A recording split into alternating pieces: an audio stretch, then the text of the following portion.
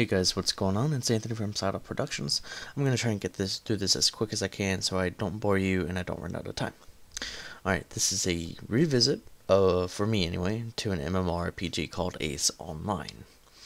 It used to be called SCO, or Stick-Based Cowboy Online, which was owned by Gala.net. Some court action went down after a cease and desist and they lost.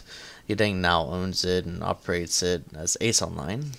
It was incredibly disheartening to learn that this awesome game known as SCO will no longer be in, it'll no longer be, and it'll probably turn to shit, which it kinda did. Any herp.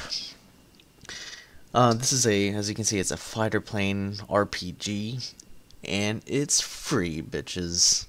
That's right, it's a free MMORPG. Everybody likes free. But we all know what comes in with free-to-play kind of games. Yep. Anywho, the RPG elements are like any other kind of RPG game. It's got quests, levels, mobs, drops, experience, buy, sell, trade, and grind to level. It's got all those elements in it. Just the only difference is you're in a plane, which completely sets itself apart from the other kind of MMORPGs. Now there are different gears, which is the type of plane that you'll be. The one that I'm using that you can see this is the B gear, which is a bombing plane. It's air to ground.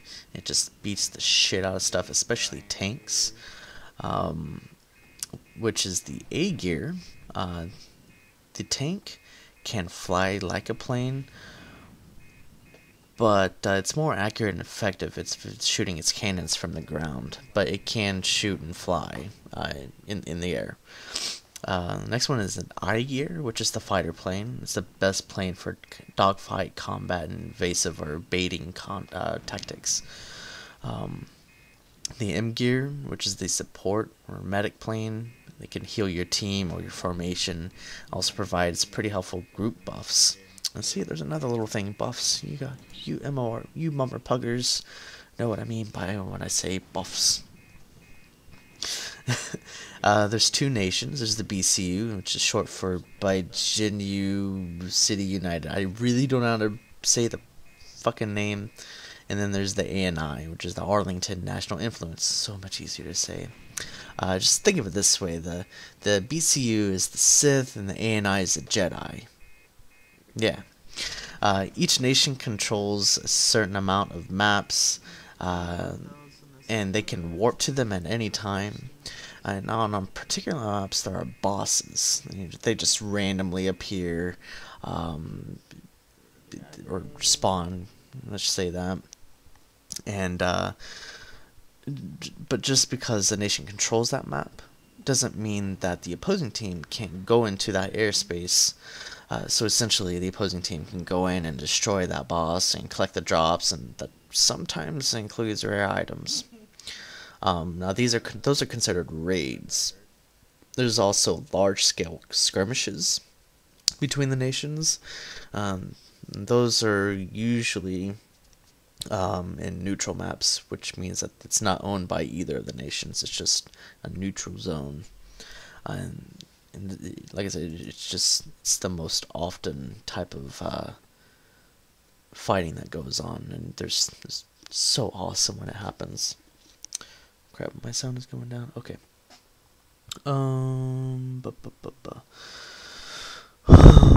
Where was I at? Here we go. Now, when you kill an enemy in any of your nation's maps, they have the choice to either respawn and take the penalty of going back a map, or they can spawn at their base, which, if you remember where I was at the beginning of this video, is just kind of like the person. That's your base, and you can't get attacked there. The same thing will happen to you if you die in enemy territory. If you die in your own territory, though, you can respawn back into the same territory without taking any penalties. However, if a strategic point, which is abbreviated SP a lot, if it spawns in your territory and the enemy destroys it, they won't have any penalties if they die. So they can just, when they die, they can just come right back into that map instead of going back a map and pushing These are extremely vital in Mothership Wars, which I'm going to explain next. Mothership Wars, the most epic of all battles. If it hasn't changed since the last I played, then the nation leader, which is chosen every month by the nation, the nation leader decides when the opposing nation's mothership will spawn for each week. The mothership will spawn in the beginning map of the defending nation, or at the end of map for the attacking nation. So if you're the defending nation, you can just spawn right there in that first map. If you're the attacking nation, you have to go through all of the end. Basically, you have to go through all their maps to get to their mothership, and it's if you're not that high of a level, it can be quite a beating to get there. It's a pain in the ass sometimes. So the attacking nation has the opportunity to destroy all the SPs to collect helpful rewards like war points and experience capsules. Because those will spawn like when the war starts, and they'll spawn in every one of their maps. And then after that, usually after the SPs are destroyed, they'll destroy the SPs and then they'll go for the mothership. And there's some people that just go for the mothership immediately. Now the mothership just has a shit ton of HP, and you have to not blow up from the defenders, basically.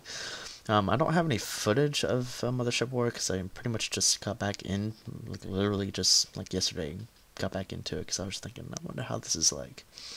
But if you YouTube search something like Ace Online Mothership Battle or something, you can see for yourself how they look. Well, I mean, there's other really neat things you can do in this game, and you can see me, I got my ass whooped by. I wasn't in a safe map. I went into basically a battle map where the enemy team can go into at any time.